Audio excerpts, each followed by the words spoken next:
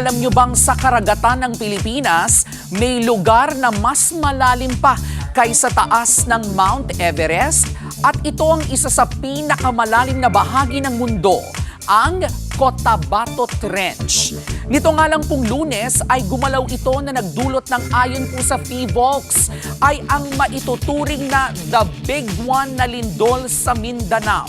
Matatagpuan ang Cotabato Trench sa karagatan sa timog ng Mindanao. Hindi po biro ang lalim nito. Umaabot ito sa mahigit 10 kilometro pababa. At kung ihuhulog mo rito ang Mount Everest na may taas na may higit 8 kilometro, abay lulubog pa rin po ito. Ganun kalalim ang Cotabato Trench. Pero hindi lang ito record sa lalim. Isa rin po ito sa mga dahilan kung bakit madalas makaranas ng lindol sa Mindanao. Dahil po sa lalim nito, nagsasalpukan ang malalaking tectonic plate ng mundo. Parang slow motion na suntukan ng kalikasan na tumatagal po ng milyong-milyong taon.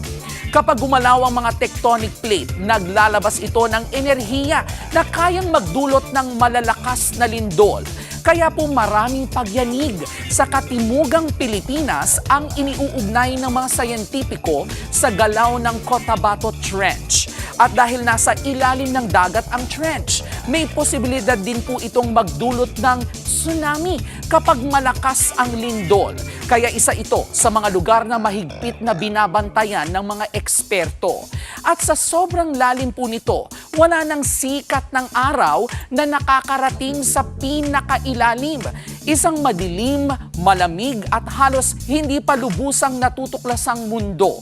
Sa katunayan, mas marami pa tayong mapa ng ibabaw ng Mars kaysa sa pinakailalim ng maraming trench sa karagatan. Kaya tandaan po natin mga kapatid, ang Cotabato Trench ay lagpas 10 kilometro ang lalim at hanggang ngayon ay patuloy itong gumuguhit ng kasaysayan sa ilalim ng dagat. Yan po ang ating K-Alaman.